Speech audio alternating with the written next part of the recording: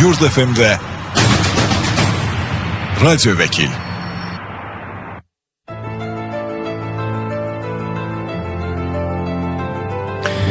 Axşamınız xeyirli olsun, Radyo Vəkil proqramı efirdə öz işinə başlayır. Sizinlə mən Xəyal Orucoğludur və düz bir saat ərzində həm söhbət olacaq və bu bir saat ərzində sizi maraqlandıran dinləyicilərimizi, eləcə də bizi maraqlandıran hüquqla bağlı olan sualları cavablandırmağa çalışacağıq. Bugün də qonağımız var, bugün də müzakirə edəcəyimiz mövzumuz var. Odur ki, müzakirələrimizə qoşulmaq istəyən dinləyicilərimiz və izləyicilərimiz ilə indidən öz suallarını yaza bilərlər. 099 6 907 907 bizim WhatsApp nömrəmizdir. Həmçinin bizi sosial media hesabından izləmək də mümkündür. Hazırda Yurd FM-in və Vaxt Medianın YouTube və TikTok səhifələrində canlı yayımlanırıq. Oradan da öz suallarınızı yaza bilərsiniz, ünvanlaya bilərsiniz. Və bugünkü qonağımızı sizə təqdim etmək istirdim. Vəkillər Kollegiyasının üzvü Sima xanım Yaqubova bugün bizim qonağımızdır. Xoş gəlmisiniz, salamlayırıq sizi. Xoş gördük Xəyal bəy. Mən də öz növbəmdə dinləyicilərimizi yenidən salamlayıram. Təşəkkür ederiz sizə. Sima xanım artıq ikinci dəfədir ki bizdə qonaq olur və ilk dəfə desən yaxşı və gözəl təəssüratla ayrılmışdı. Olduqca. Təşəkkür ederiz sizə. Və bugün də suallarınız varsa ünvanlaya bilərsiniz. Çox maraqlı bir mövzunu Sima xanımla məsləhətləşdik və müzakirə etmək üçün bugün o mövzu ətrafında danışacağıq. Təbii ki, sizi maraqlandıran mülki məsələlər, ailə münasibətlərlə bağlı olan məsələlər və sair digər sualları da cavablandıra bilərik. Amma biz bugün plana düşən evlərdən danışacağıq mövzu olaraq və bir çox bununla bağlı bizə də suallar gəlir Sima xanım. Xüsusən də bu suallar daha çox hesabların ödənişlərin edilməsi ilə bağlı olur. Ki, misal üçün, əgər evlər plana düşürsə, şəxslərə ödənişlər hansı formada edilməlidir? Ailə başına, adam başına mı hesablanmalıdır, yoxsa kvadrata mı görə hesablanmalıdır? Ümumiyyətlə, plana düşərkən hansı evlər plana düşür, plana düşdü deyə sakinlərə car çəkənlər həqiqətənmi evlər plana düşüb? Bunların hamısının ətrafında danışacağıq. Gəlin yenə başlayaq. Sizə uyğun tərəf hansı hissədirsə oradan başlayaq. Daha sonra keçiş alacağıq suallarımıza. Təşəkkür edirəm Xəyal bəy. Əslində niyə bu mövzunu biz səsləndirdik? Bildiyimiz kimi bu il 2026-cı il məhz şəhərsalma və memarlıq ilidir. Bundan bağlı cənab prezidentin sərəncamı da var və burada qeyd olunan, yəni həll edilməli məsələlər də var. Həll edilməli məsələlər sırasında Bakı şəhərinin baş planına uyğun, baş planının tərtibindən tutmuş şəhərin həm sakinlərinin mənzil fondunun yaxşılaşdırılması məsələləri, həm də şəhərdə Bakı şəhərinin gözəl görünməsi üçün olan məsələlər öz belə deyək aydınlıq gətirilib. Həmçinin şəhərin çox mərkəzli bir, Bakı şəhərinin çox mərkəzli şəhərə çevrilməsindən bağlı məsələlər cənab prezidentin sərəncamında qeyd olunub. Bu da onu göstərir ki, artıq biz bildiyimiz kimi Bakı şəhəri ərazisində istər mərkəz olsun, istər digər rayonlar, Bakıya aid olan rayonlardan xüsusən nəzərdə tuturam. Çünki Nəsimi, Nərimanov, Yasamal rayonlarında xüsusən köhnə qəzalı vəziyyətdə olan tikililərin söküntüsündən bağlı bugün məsələlər aktualdır. Gəlin baxaq, indi görək qəzalı vəziyyətdə olan binalar sökülərkən onların sakinlərin hansı hüquqları var? Bu hüquqlar necə öz təminatını tapacaq? Əvvəlcə ona başlamaq istəyirəm ki, bütün dünyada, xüsusilə Azərbaycan qanunvericiliyində, konstitusiyamızda, mülki məcəllədə mülkiyyət toxunulmazdır. Bəli.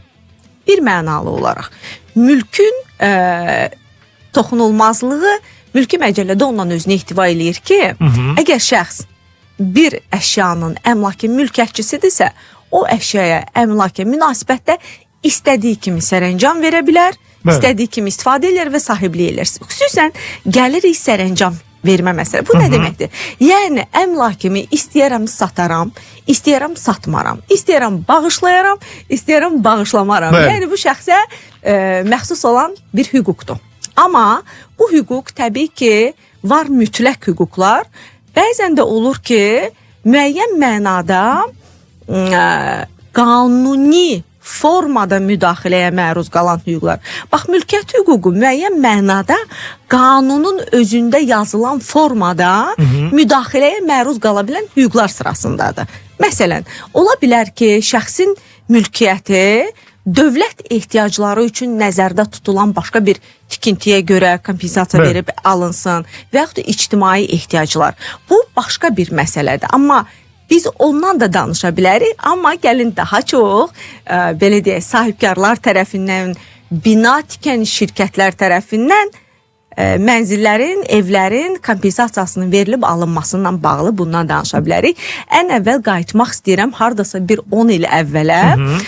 Xatırlayırsınızsa pilot layihələr deyilən bir binalar tikildi. Bəli. Və bu 2016-cı ildə Nazirlər Kabinetinin 86 saylı qərarı əsasındaydı. O vaxtı Fövqəladə Hallar Nazirliyinin rəyinə əsasən qəzalı vəziyyətdə olan binaların sökülüb, yerinə yeni binaların tikilməsi və həmən sökülən binalarda mənzil sahibi olan şəxslərin yeni mənzillə təmin olunmasından bağlı idi. Bəli. Bu pilot layihələr.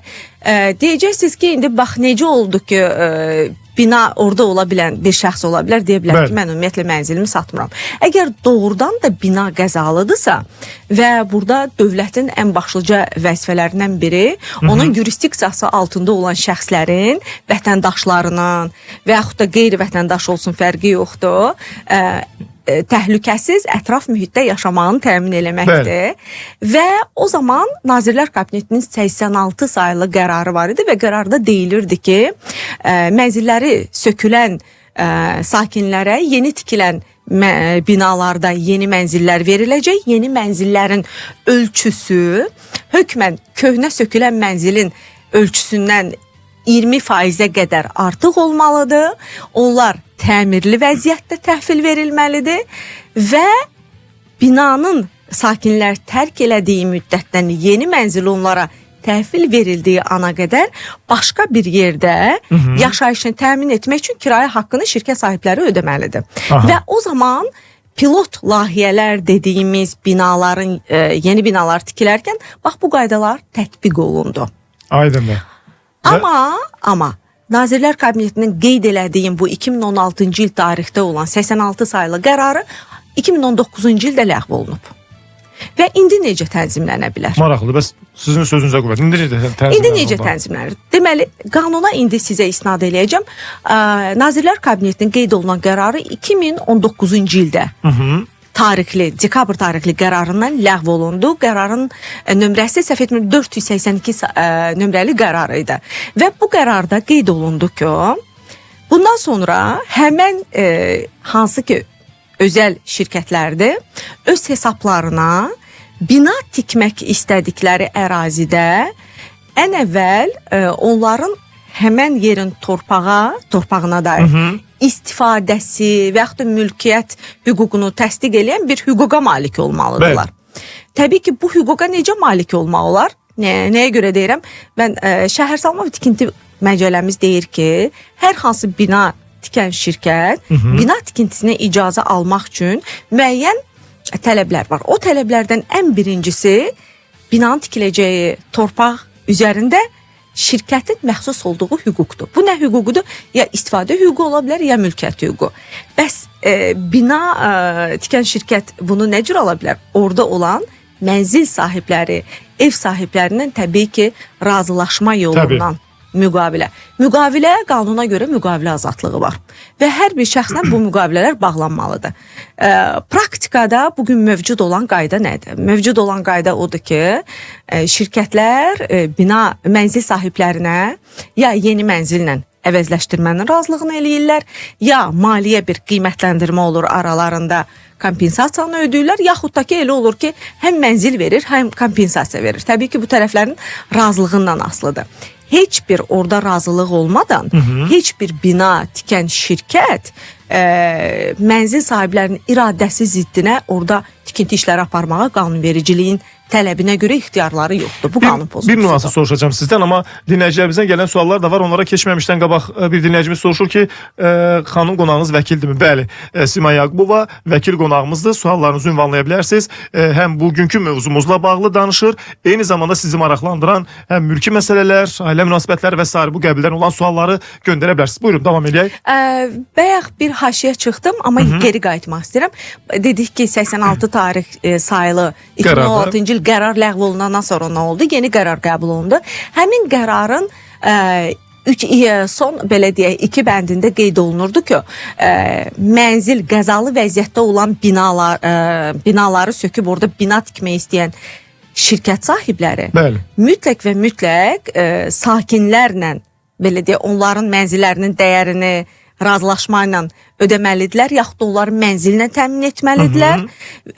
Üstəgəl əgər mənzillə təmin etmə razılaşması əldə olunubsa, həm də onların yeni mənzilləri verilənə qədər kira haqqlarını ödəməlidirlər.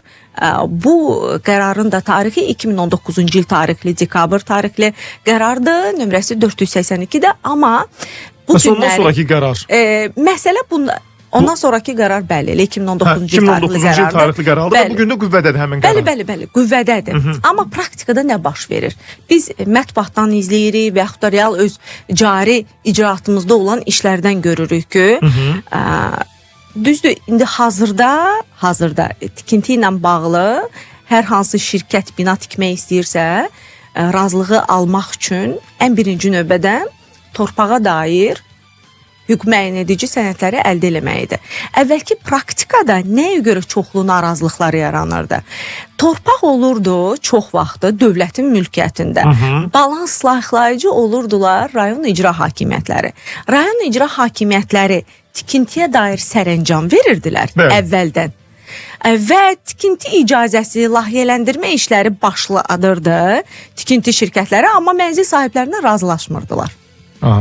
Problem yaranır. Əlbəttə, ciddi problem. Məsələn, bir ərazidə 80 mənzil varsa, onun 40 mənzilin sahibləri ilə razılaşma aparırlarsa, yarısı razılaşmırdı. Təbii ki, burada hüququndan sui-istifadə edənlər də olurdu, haqlı olanlar da olurdu. Amma məsələ nədən ibarətdir? Ümumiyyətlə, həmin torpağa hüquq müəyyən edici sənədi, hüququ tikinti şirkətinə əvvəldən vermək olmaz. Nəyə görə? Mülkiyyətdə olan evlərin torpağının altı dövlətin mülkiyyətçisi olsa da istifadəçiləri, qanuni istifadəçiləri həmən mənzillərin sahibləri. Bəli. Ona görə onların maraqları nəzərə alınmalı idi və burada təbii bir məqam ortaya çıxırdı. Dövlət tənzim etməsi. Bax, hansısa bir dövlət qurumu tərəfindən məhz bu tikinti prosesi zamanı tənzimləyici funksiyanı yerinə yetirən bir orqan, dövlət orqanı ortaya çıxmadığı üçün belə bir problemlər yaranırdı. Bu problemlər indi əvvəlki qədər çox olmasa, amma indi də var. Təbii ki, indi də var. Nəyə görə? Bəzən olur ki, mənzil sahibləri böyük pul istəyirlər, yaxud da haqlıdır. Deyir ki, kompensasiya olaraq, məsələn, şərti deyim, məbləğ olaraq deməyəcəm. Mənzil sahibi deyir ki, mən 5 manat istəyirəm. Bina tikən şirkət deyir 3 manat ödəyirəm. Bu məbləğlər şərtidir təbii ki. Mənzil sahibi deyir ki, bu mənim mülkiyyətimdir, mən bu qiymətə satıram və ona görə də arada müqavilənin bağlanması alınmır. Hətta vətəndaş bəzən deyir ki, siz məndən bu mənzili alırsınız 3 manata, amma deyir siz onu satacaqsınız və indidən elanla ver. Bəli, 10 manata. Mənim mənzilimin üzərindən də çoxlu mənzillər tikib onsuz da qazancı əldə eləyirsiniz. Ona görə də yəni haqlı olaraq o da özünün əldə edə biləcəyi faydanı nəzərdə tutulur. Bəli. Bax burada bu məsələdə qanunvericilik qiymət və kompensasiya məsələsini konkretləşdirmədiyi üçün və məhz sırf mənzillərin alınması prosesində də yalnız bina tikən şirkət və mənzil sahibləri qaldığı üçün ona görə onlar arasındakı münasibətlərdə razılaşmanın alınması ləng və çətin alınır. Təəssüf ki. Qaydacıq, indi reklam bloku olacaq. Reklamları dinləyəcəyik. Sonra qayıdıb gələn bir xeyli suallarımız da var. Dinləyicilərimiz öz suallarına həm də cavab gözləyirlər. Onların maraqlandıran məsələlər var. Elə mövzumuzu əhatə edən suallar da var. Bəzi sualları reklam arasında da cavablandırmağa çalışacağım. Xüsusən də Vaxt Medianın TikTok hesabından gələn sualları, hansılar ki canlı yayım orada davam edəcək. Amma radioda bizi dinləyən dinləyicilərimiz üçünsə hazırda reklam fasiləsidir. Qısa bir fasilədən sonra qaydırıq və müzakirələrimizi davam etdirik. Sima Yaqubova bugün bizim vəkil qonağımızdır. Radyo Vəkil.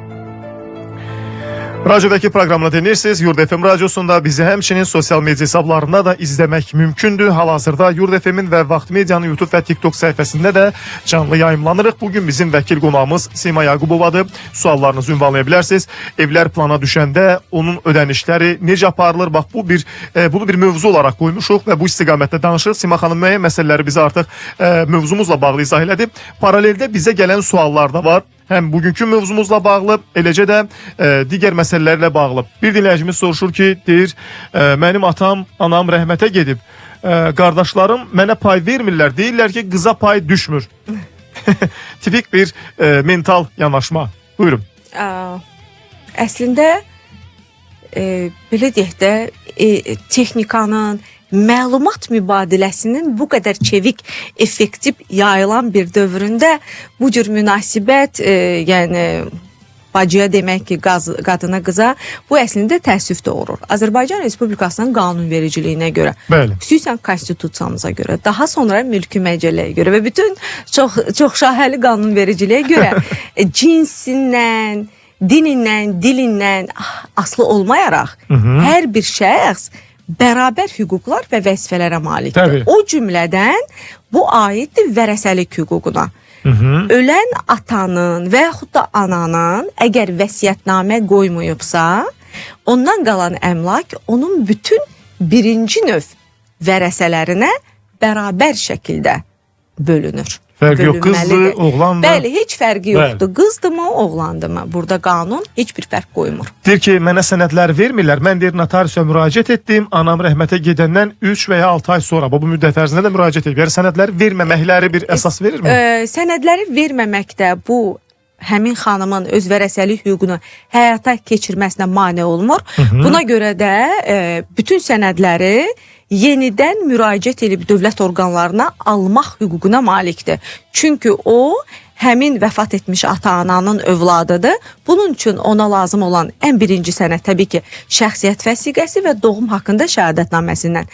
Ən əvvəl yaxınlaşacaq ata-anasının ölümünü təsdiq edən sənədin şəhadətnamənin duplikatını götürə bilər. Bu ola bilər asan xidmət mərkəzlərindən və yaxud da ərazi üzrə qeydiyyat şöbələri. Amma indi ərazi üzrə qeydiyyat şöbələri Bakı şəhəri üzrə o funksiyaları daha artıq asan xidmət mərkəzlərindədir. Daha sonra əmlakınla bağlı sənədlərlənsə notariusa müraciət eləyir. Hardakı vərəsəliyi açılır. Həmən notarius özünün də notariusun həm funksiyasıdır, həm vəzifəsidir, həm də hüququdur.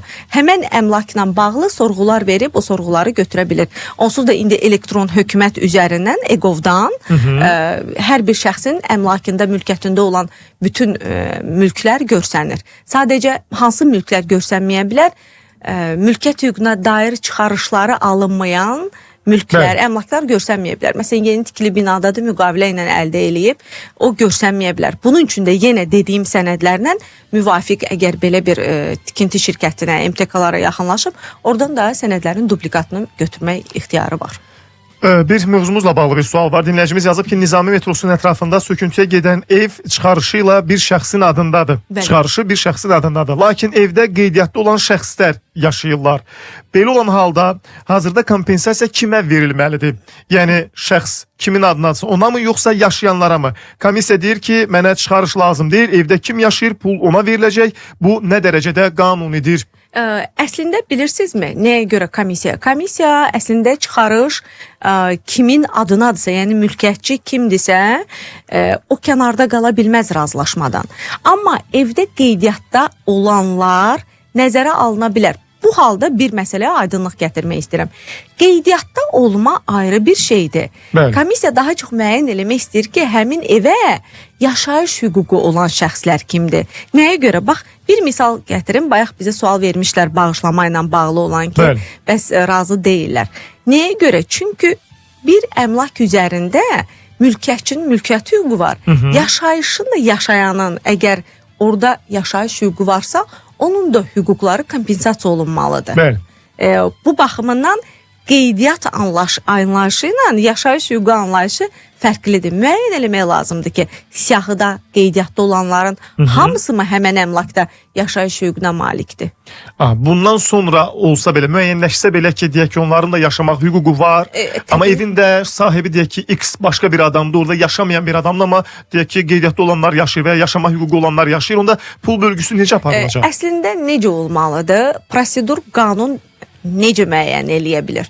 Mülkiyyətçinin ixtiyarı var ki, qeydiyyatda olanlardan kimin yaşayış hüququ varsa, onlara kompensasiya verib, həmən mənzildə, evdə yaşayış hüququnu itirib, daha sonra özünə mülkiyyətində olan evlə, mənzillə bağlı tikinti şirkətindən müqavilə münasibətlərinə, bəli, razılığa gəlsinlər.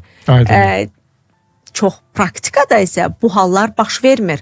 Tikinti şirkətləri də təsəvvür eləyin ki, bir 50 evdir, 45-inlə razılığa gəliblər, yaxud da hamısına razılığa gəliblər, cəmi bir mübahisəli mənzil qalıb. Çünki orada eyni sayda şəxslər qeydiyyatda var, hərə də bir mənzilin pulunu istəyir, tələb eləyir. Bu halda bəli, bax, narazıçılıq yaranır. Ona görə də tikintini apara biləcək şirkətlərdəki əməkdaşlar bu mübahisələrdən qaçmaq üçün dediyiniz məsələni irəli sürürlər. Maraqlı məsələdir. Bir digər sual var. Dinləyicimiz yazıb ki, birgə nigahdan qabaq atam ev alıb, sonra məhkəmə ilə birinci yoldaşından ayrılıb və məhkəmə evi atama verib. 100 illik bir dəfəlik yaşayış hüququ. İndi mən həmin evə çıxarış ala bilərəmmi? 100 illik yaşamaq hüququ verib, bilməm. Məhkəmə 100 illik yaşama hüququ dinləyicimiz belə yazıb. Yəni mən olduğu kimi oxudum. 100 illik yaşama, mən məhkəmə praktikasında bundan qarşılaşmamışam.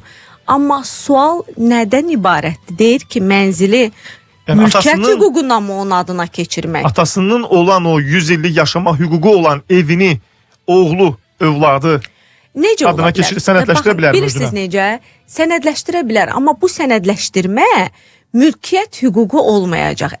O halda sənədləşdirə bilər ki, atası yəqin ki, torpaq sahəsinin icarə münasibətindən gedir, yaşayış yox. Bir çox praktikalarda belə olur, bəli. İcarə və münasibətləri, xüsusən torpaq sahəsinə icarə münasibətləri, icarə hüququ vərəsəli qaydasında bəli, keçə bilir. Ona görə də əgər atası vəfat edibsə, vərəsəlik qaydasında çıxarış ala bilərmi? İcarə hüququna dair ala bilər. İcarə hüququna dair? Mülkiyyətə dair yox. Atası hansı hüquqla məxsusuydusa, bax o hüquqla davam edə bilər. Aydın. Amma biz sənədi görmədiyimiz üçün mən bilmirəm. Orada yaşayış hüququ dediniz. Biz ehtimalən icarə dedik. Hər halda. Deyir ki, dinləyicimiz soruşur ki, avtomobil almışam deyir. Avtomobilə həbs qoyulub yiyəsinə görə, yəni birinci sahibinə görə. Hara müraciət edim ki, maşına verdiyim pulu geri ala bilim. İndi qalıb belə çox maraqlıdır. Bax, orada aydınlıq gətirmək lazımdır ki, avtomobil almışam anlı sözü, cümləsi biz elə etibarnamə ilə də alanda elə deyirik ki, etibarnamə almışam. Görəsən elə mi olub? Bəli, maraqlıdır. Necə almısınız? Qanunda almaq sözü odur ki, alqı-satqı müqaviləsi həyata keçirirsiniz. Əgər alqı-satqı həyata keçirmədən etibarnamə yolundan maşını istifadəsini həyata keçirirsinizsə, sahibliyini, o maşının sizin mülkiyyətçisi olmağınız demək deyil. Həbs qoyulub baxır kim tərəfindən, onu müəyyən eləmək lazımdır. Dövlət yol polis əməkdaşları mı qoyub həbsi, yoxsa məhkəmənin qərarı əsasında mı qoyulub və yaxud da məhkəmə icra məmurları tərəfindən mi qoyub? Ən əvvəl sualın xülasə cavabı olaraq birinci vətəndaş müəyyən etməlidir. Avtomobilə həbsi hansı orqan qoyub və ona uyğun da artıq vicdanlı alıcıdırsa müəyyən prosesləri eləyə bilər. Məsələn, məhkəmə qoyubsa, məhkəmə qərarını əldə edib, hüquqlarına toxunan şəxs kimi həmin qərardan şikayət eləyə bilər. İcra məmuru qoyubsa, icra məmuruna qərardan qoyur təbii ki, eyni şikayəti icra məmurunun hərəkətlərindən də eləyə bilər. Yəni qısaca desək, yəni burada məsələ məhkəmə müstəvisində həll oluna bilər, düzdürmü? 2 mərhələdir. Məhkəmə müstəvisində də həll oluna bilər və yaxud da deyirəm, baxır o həbsi hansı orqan qoyub. Məhkəmə qoyubsa məhkəmə müstəvisidir. İcra məmuru qoyubsa 2 mərhələ ola bilər. Ya icra məmuru baxır ki, mülkiyyətçi fərqlidir, səhv qoyub, həbsi özü də ləğv eləyə bilər. icra məmuru həbsi ləğv etməsə, artıq icra məmurunun hərəkətlərindən inzibati qaydada və yaxud da həmən icra sənədinin verən məhkəməyə şikayət eləyə bilər. Dinləyicimiz soruşur ki, deyir, rəhmətə getmiş atanın evini oğlu vərəsəlik yolu ilə yoldaşının adına keçirə bilərmi? Yəni gəlinin adına. Birbaşa yox, vərəsəlik yolundan öz mülkiyyətini əldə etdikdən sonra öz həyat yoldaşına bağışlama edə bilər. Birbaşa ola bilməz amma. Xeyr, birbaşa icazə. Bir dinləyicimiz soruşur ki, 2020-ci ildə deyir, ata evimizə vərəsəlikdən imtina etmişəm. Atam deyir, dünyasını dəyişmişdi. Həmin vaxt ata evi kiçik qardaşımın adına sənədləşdirildi. Mən həmən evdə qeydiyyatdayam yenə də. Bəli. Vərəsəlikdən deyir, imtina ərizəmi geri götürə bilərəmmi? Ərizəni 2020-ci ildə yazmışam. Xeyr, artıq belə bir müraciətin perspektivi yoxdur. Şansınızı itirdiniz. Digər bir sual var. Deyir ki, dinləyicimiz Texpasportla deyir, kommunal təsərrüfatın balansında olan torpağı hara müraciət etsəm çıxarış ala bilərəm. Bu torpaq sahəsinin özəlləşdirilməsidir. Torpaq sahəsinin özəlləşdirilməsinin öz qaydaları var və bu qaydalar fərqlidir. Baxır, söhbət torpağın təyinatından asılıdır. Yaşayış məntəqələrinin torpağıdır, sənaye təyinatlı torpaqlardırmı? Bax, o çox önəmlidir və bir də torpağın belə deyim, mülkiyyətçisi kimdir? Balans saxlayıcı dövlət orqanı kimdir? Onu müəyyən etməlidir. Bütün hallarda özəlləşməni həyata keçirmək Dövlət Əmlak Komitəsinin ixtiyarındadır. Bəli, funksiyasıdır. Deyir, çıxarışım yoxdur, əmlak vergisi verməliyəmmi? Çıxarış yoxdur, əmlak vergisi nəyə verməlidir? Yəni Torpaq evdən... sahəsi varsa, əgər fərdi yaşayış evidirsə və tutaq ki, öz başına tikilidən gedir söhbət. Biz bilmirik, indi öz başına tikilidir, yoxsa tikintiyə icazə ilə verilir. Bütün hallarda torpağın icazəli tikilib, icazəsi tikilib, fərqi yoxdur. Bir torpaq var. Bəli. Və bu torpağın mülkiyyətçisi ya bələdiyyədir, ya dövlətdir. Yaxud da torpağın özünün mülkiyyətçisi şəxs də ola bilər. Şəxs deyilsə, bələdiyyətsə təbii ki, verməlidir. Əslində əmlak vergiləri, daşınmaz əmlak vergiləri bələdiyyəyə ödənilməli olan vergilər kateqoriyasına aid. Bu arada bir dinləyicimiz də soruşur ki, bələdiyyə torpağında ev tikmişəm, heç bir sənədim yoxdur. Bələdiyyə məndən əmlak vergisi ala bilərmi? Bəli. Sənəd olmadığı halda belə? Bəli, çünki torpaqdan istifadə eləyir. Torpağa görə verir o vergini? Bəli, torpaqdan istifadəsinə görə bələdiyyə ödəniş eləyir. Aydındır. Digər suallarda var dinləyicilərimizdən gələn, deyir ki, bir dinləyicimiz soruşur ki, bina evində qalıram, binanın həyətində maşın saxlamaq üçün dəmir bağlamağa, yəni xüsusi yer özəlləşdirməkdə bir növ ki, bura mənimdir ki, maşın saxlamasın, ona cərimə düşə bilərmi? O cərimə deyil, o hansı formada deyim sizə, cərimə bir maraqlı anlayışdır. Cərimə sözü elə bir sözdür ki, bunu ya dövlət orqanı etməlidir, yaxud da ki, tərəflər arasında bir razılaşma var, müqavilə öhdəliyi. Deyir ki, siz bu öhdəliyi yerinə yetirməsəniz zamanında gecikdirilmiş görə cərimə. Amma tutaq, o yeri tutmaq, bağlamaq qanunsuzdur. O binada yaşayan, yəni o ümumi həyətdən istifadə edən hər hansı bir sakin yaxud da axı binanı idarə eləyən idarə edicilər də olur, kommunal məsələləri idarə edən. Bu adətən ya MMMC olur. Bəli. Və o şəxslər o dediyiniz o şlaqbaunu, dəmir şlaqbaunu çıxarmağa haqlıdırlar. Niyə? Ümumi həyətyanı sahədir. Bütün bina sakinlərinin həmən həyətyanı sahədən bərabər istifadə hüququ var. Əlbəttə, burada bir ayrıcılığa yol verilə bilməz. Digər bir sual var. Deyir ki, qaynatam ölüb, evi qaynanamın adına keçirib satsaq, qızlarının razılığı olmalıdırmı? Deməli, qaynatanın əmlakı qaynananın adına tamamən keçir. Tamamən keçəndən sonra bu bilirsiniz hansı qayda? Gərək qızlar vərəsəlik prosesi zamanı razılıq verələkir ki, biz öz payımızdan anamızın xeyrinə imtina edirik. Proses bitdi, bəli, çıxarış da verilib. Əgər o qızlar o evdə qeydiyyatda deyillərsə, artıq onların heç bir razılığı tələb olunmur. Bəs qaynananın adına keçib satsalar artıq heç bir qızların ehtiyac yox. Artıq çünki qaynananın tam həcmdə mülkiyyətindədir. O dediyi qaynanada mülkiyyətindən bağlı nə istəsə edə bilər. Digər bir sual var, deyir ki, bina evimizin sənədi orderdir.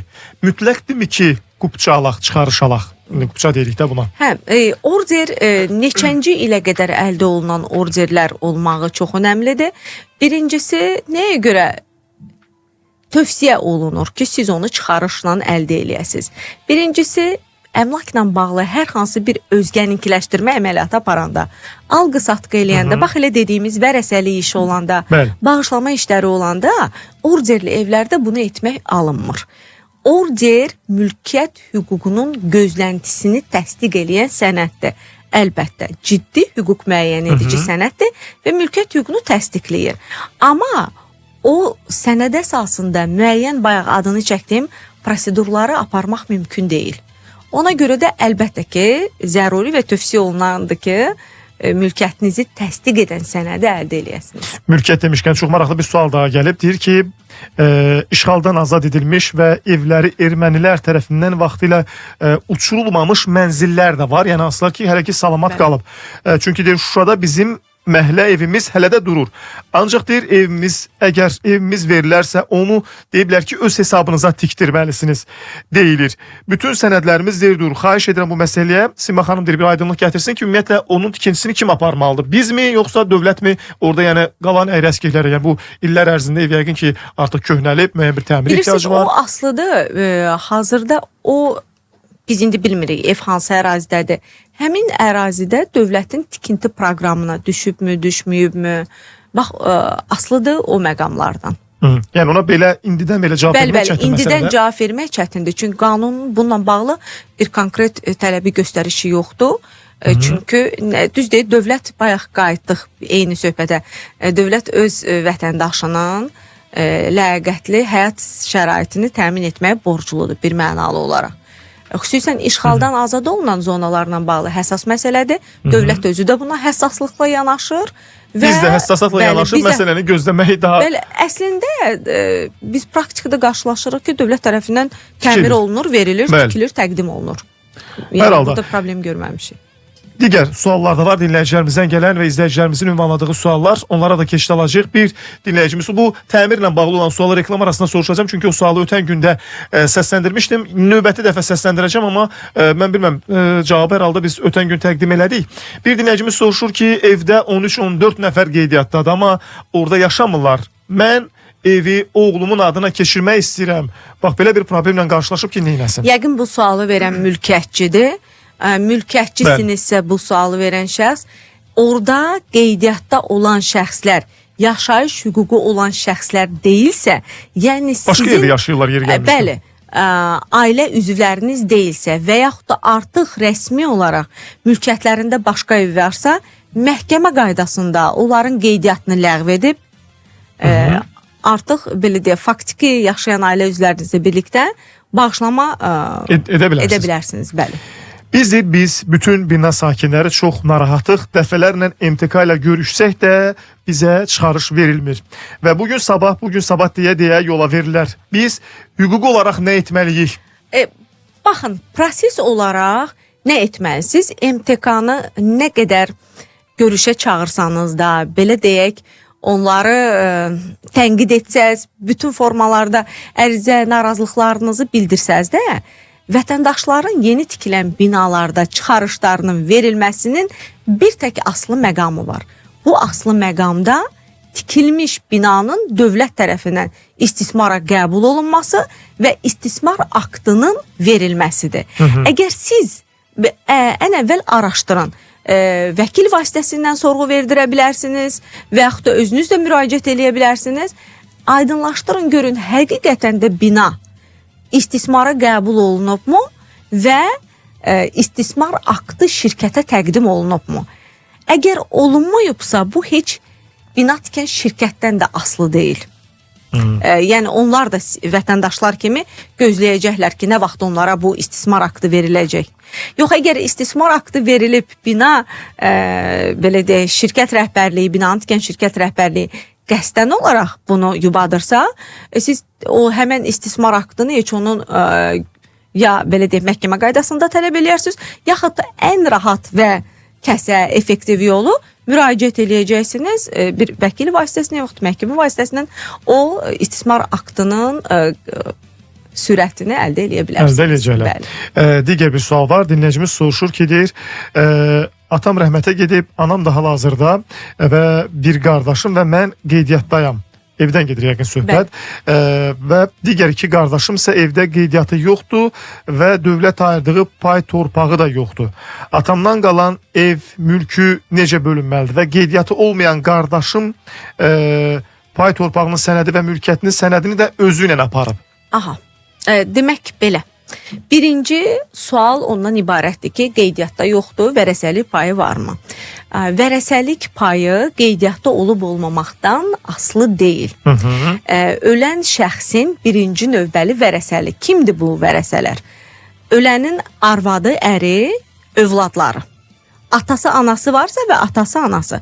Bunlar birinci dərəcəlidir və onlar həmən əmlaklarda qeydiyyatdadır, qeydiyyatda deyil, fərqi yoxdur. Bərabər vərəsəlik payları var. Bu hüquq onlara məxsusdur. Qaldı ki, digər qardaş dediyi kimi sənədi götürüb gedibsə, pay torpaqlarının sənədi çoxdan verilmiş sənədlərdir. Torpaq islahatı haqqında olan dövlət aktı deyilən bir sənəddir. O sənədi dövlət arxiv idarəsinə müraciət edərək yeni bir nüsxəsini əldə edə bilərsiniz. Aydındır. Digər bir sual var. Deyir ki, kəbindən kənar övladlara adına mülkiyyət olmayan bir atadan qanunla miras kimi nə çatır? Kəbin ümumiyyətlə nigah deyil. Kəbin dini kəbindən gedirsə söhbət, belə deyək, dini kəbini var, nigahı yoxdur, fərqi yoxdur. Əgər o övladları ata zamanında gedib atalıq faktını qəbul eləyibsə qeydiyyat şöbəsində, yəni asan xidmət keçmişdə buna rus dilində deyirdilər, aydın olsun deyə bəlkə ZAKS idarələrində ərizə veribsə ki, qeydiyyat alınmasın. Bəli, heç nigahları olmasın, fərqi yoxdur. Nigahdan kənar uşaqdır, atalıq faktı təsdiqləyibsə və uşağın doğum haqqında şəhadətnaməsinin ata qrafasında məhz atanın adı, soyadı düzgün olduğu kimi yazılıbsa, o halda fərqi yoxdur. Eyni bərabər vərəsəlik hüquqlarına malikdirlər. Bəli, yəni burada rəsmi nigah var, yoxdur, bu nəzərə alınmayacaq. Əsas ata uşağın belə deyək, qanuni olaraq qəbul edibmi?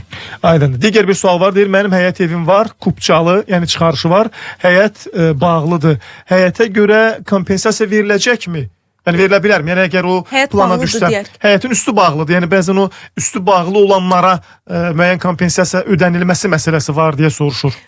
Baxın, həyətin üstü bağlı olub olmamağı söhbət oradan gedir. Deməli, yaşayış hissədirmi? Yoxsa sadəcə açıq belə desə, deyək kimsə tal var da, məsələn belə deyək. Tal var, nafis kimi bir şeylərdirsə, bu həyət sayılır, onun istifadəsindədirsə faktiki olaraq.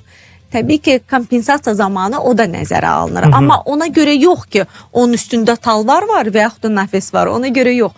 Onun həyətyanı istifadəsindədir deyə o nəzərə alınır. Sadəcə o mənzilin sahəsindən eyni məbləğ ola bilər ki, nəzərə alınsın və nəzərə alınmasın. Yenə də bu asılıdır şirkətlə mənzil sahibinin arasındakı razılaşmadan.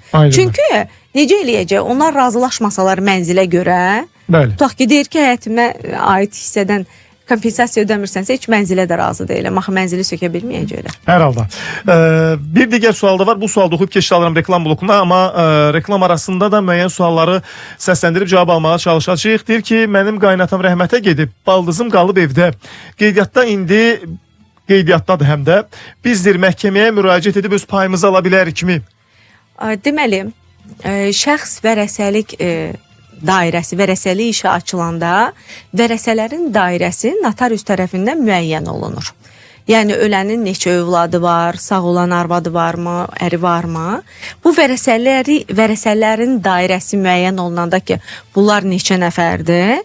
Təbii ki, o 6 ay müddətdə gözlənilməklə sonra müəyyən olunan vərəsə gəlib öz payını qəbul etməsə də belə, onlar öz paylarını götürə bilərlər. Burada məhdudiyyət yoxdur. Məsələn, vətəndaşlar arasında bəzən yayılıb ki, xüsusən ya ailə üzvləri arasında bir prinsip olanda, aradakı bir münasibətlər gərgin olanda deyir ki, mən gedib götürməyəcəm payımı, 100 ildə ev elə qalacaq, sən də payına, amma belə bir şey yoxdur. Bəli, belə şey yoxdur.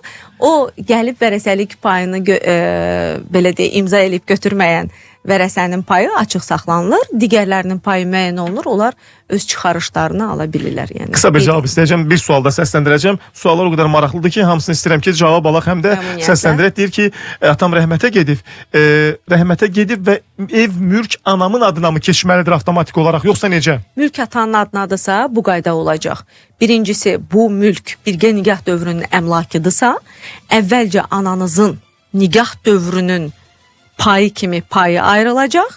Yəni yarısı, geridə digər qalan 50%-ə həm ananız vərəsədir, həm də atanızın nə qədər övladı varsa, yəni bərabər Siz şəkildə və digər bacı və qardaşlar. Bəli, ana və digər bacı qardaşlar arasında digər 50% bölünəcək. Təbii ki, ananın payı nəticə etibarından çox olur. Amma bölünmək istəmirlərsə, konkret olaraq onlar imtina etməlidirlər, düzdürmü? Qanunda icazə var ki, bəli, digər vərəsənin hesabına imtina eləyə bilərlər.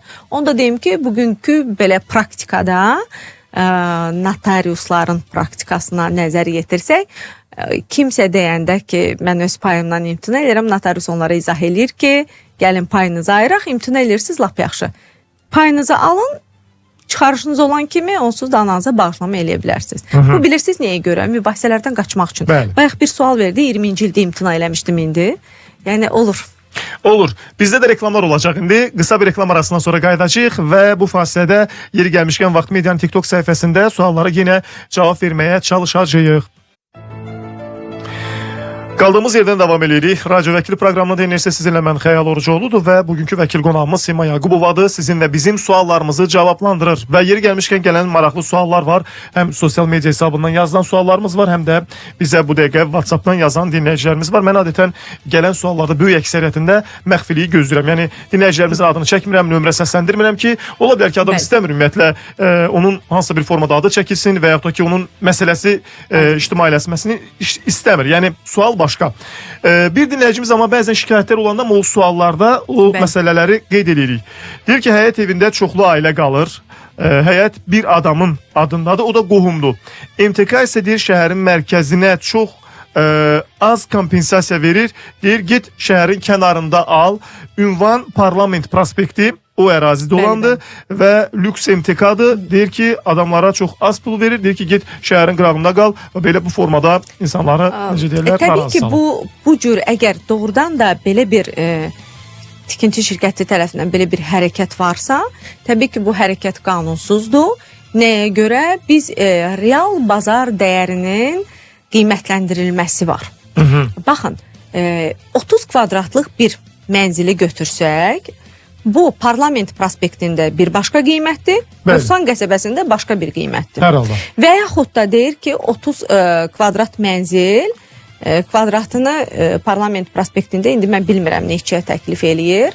Tutaq ki, bugünkü bazar dəyərinə uyğun bir təklif eləyir. Amma o məbləği 30 kvadrata vuranda 150 min, 200 min manat alınırsa və tərəflər də gedib buna mərkəzdə ev ala bilmirlərsə, kənarda alırlarsa, bu da haqlı kompensasiya kimi dəyərləndirilə bilməz.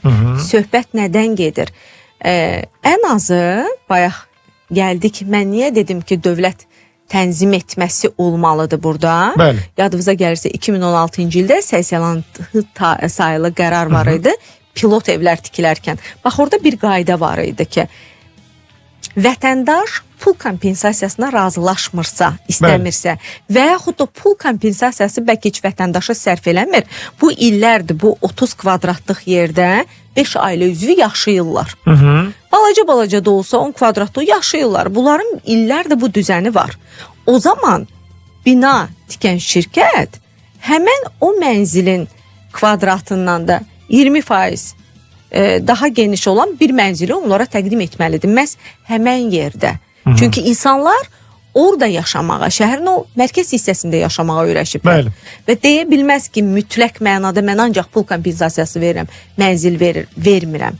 Bu halda bu qanunsuzdur. Onda tərəflərin ixtiyarı var ki, razılaşmasınlar. Amma vətəndaşlarımıza da bir hüquqşünas olaraq tövsiyə eləyirəm ki, bu məsələdə hüquqdan sui-istifadə eləməsinlər. Nəyə görə? Haqlı olaraq öz mənzillərinin yerinə mənzil tələb etsinlər. Qoy mənzillərinin kvadratından 20%-ə qədər, 30%-ə qədər də artıq ödəmə mənzil Versinlər. təqdim eləsinlər. Amma bəzən olur ki, təsəvvür edin ki, 30 kvadratlıq mənzilə görə 60 kvadratlıq mənzili qəbul eləmirlər. Bəzən bundan da rastlaşırıq. Yəni ona görə də burada bilirsiniz, vətəndaşın heç bir təqsiri yoxdur. Biz vətəndaşa yüklənə bilmərik ki, niyə siz 30 kvadratlıq mənzilə 60 kvadrat istəyirsiniz? Vətəndaş deyəcək ki, mənim bu 30 kvadratlıq istifadəmdə olan torpağın üstündə siz 70 min kvadratlıq, 80 min kvadratlıq bina tikirsiniz. Bəli. Onu da nəzərə almaq lazımdır. Hər Yəni halda. burada da tikinti şirkətlərinə tövsiyə olunur ki, biraz səxavətli davransınlar. Deyir ki, qardaşım ata evimizi satır. Bacıya ata varisi kimi bu satılan evin pulundan düşməlidirmi? Pay düşürmü ümumiyyətlə? Qardaşı atanın evini amma vərəsəliklə qəbul eləyiblərmi, eləməyiblər, yoxsa atanın adına mı qalıb? Burasını Atanın da adına bilmirəm. qalıbsa, bacının razılığı olmadan, vərəsəlik prosesi yekunlaşmadan onsuz da sata bilməz. Satsalar da qanunsuz olacaq.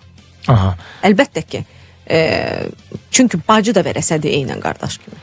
Satsa belə bu halda gəlib bacının razılığı olsun və o da razı Bərabər, bəli, bərabər formada hamısının hüququ var və pul da bərabər həcmdə bölünməlidir. Aydındır. Bir digər sual var. Deyir, babamın adına, deməli, babamın adı atamın şəxsiyyət vəsiqəsində səhv yazıblar. Bəli. Evi adına keçirə bilmir. Babam 1978-ci ildə rəhmətə gedib. Hansı quruma müraciət edək ki, o düzəlsin? Bunu düzəltməyin yeganə yolu məhkəmə qaydasındadır. Hüquqi faktın müəyyən olunmasıyla bağlı yaşadıkları ərazi üzrə məhkəməyə müraciət eləməlidirlər. Şəxsin bir sənəddə olan adından digər şəxs fərqli adının eyni adam olması hüquqi faktı məhkəmə qətnaməsi əsasında müəyyən olmalıdır. Aydındır. Bir sualda səsləndirəcəm və bugünlük yekunlaşdıracağıq, amma sabah təbii ki davam eləyəcək. Deyir, baba evində qeydiyyatda olan ancaq qalmayan, ailə qrup başqa yerdə qalan nəvəyə pay düşürmü? Bayaq heç nəyə baxmadan belə bir demək olar, o nəvənin ata-anası sağdırmı? Tutaq ki, o nəvənin atası babanın oğludursa və onun atası sağdırsa, bu halda pay düşmür, çünki o pay zaten atasına məxsusdur. Bəli. Yox, onun da atası vəfat edibsə, bu zaman mirasın keçməyi var. Yəni onun atasının alacağı pay onun özünə keçir. Ata vəfat edibsə? Bəli, babanın oğlu ata vəfat edibsə və bu nəvənin valideyni vəfat eləyibsə, onda valideynin payını o özünə götürəcək. Amma tək özünə yox. Söhbət nədən gedir? Onun başqa bacı qardaşı varsa bərabər bölünəcək. Yenə eyni söhbətə gəldik. Yox, təkdirsə tamam özünü. Aydındır. Təşəkkür edirəm Sima xanım. Çox sağ olun ki gəldiniz. Suallarımıza cavablandınız. Mən bilmirəm indi bizim mövzumuzla bağlı demək istədiyiniz nəsə qaldı yoxsa yox. Amma bilməm yəqin ki Bir hüquqşünas kimi bayaq dedik ki, hamımızın bir ictimai tövsiyəsi olmalıdır. Bəli. Tövsiyəm vətəndaşlara və həm nədən ibarətdir? Mənzilləriniz söküntü sahəsinə düşən mənzillərinizlə bağlı hər zaman mütləq və mütləq bazar dəyərini dəyərləndirin, real dəyərləndirin. Mənafelərinizi çox cüzi bir məbləğlərə qurban verməyin. Müqavilələr bağlananda hökmən müqaviləni əvvəldən özünüz oxuyun. Əlavələriniz varsa mütləq həmən əlavələri ora təkid eləyin, salsınlar. Bu nədən ibarət ola bilər? Tutaq ki, orada sizə kirayə haqlarının verilməyi mütləq müqavilədə nəzərdə tutun. Kirayə haqları verilir, tutaq ki, yubandırıla bilər, gecikdirilə bilər. Gecikdirməyə görə dəbbə pulu, dəyən ziyanın ödənilməsindən bağlı məsələlərə diqqət yetirin. Ümumiyyətlə, müqaviləni imzalayarkən diqqətlə oxuyun. Tikinti şirkətlərinə isə xahişim, təbii ki, biz vətəndaşlar tərəfindən deyirik. Nəyə görə?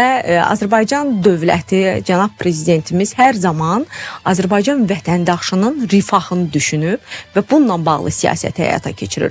Dövlət qurumları, o cümlədən cənab prezidentimizin dövlətin sahibkarlığına şərait yaratdığı, bax o sahibkarlar özü də bu funksiyanı geri olaraq davam etdirməlidir və necə deyirlər, o geri dönüşünü vətəndaşa etdiyi Bəli. jesti səxavətinlə verməlidir. Verməlidirlər Ona ki, görə vətəndaşları narazı düşməsinlər. narazı salmayın. Bəli. Xahişimiz Təşəkkür ederiz sizə. budur. Çox sağ olun. Minnətdarıq tövsiyələriniz üçün və hüquqla bağlı bizə etdiyiniz maarifləndirmə nöqteyi nəzərdən dəstəyiniz üçün. Minnətdarıq sizə Sima xanım. Bugünü yekunlaşdırırıq. Suallarınız qaldısa mülki məsələlərlə bağlı və s. bu qəbildən olan suallarınızı sabah mütləq göndərin.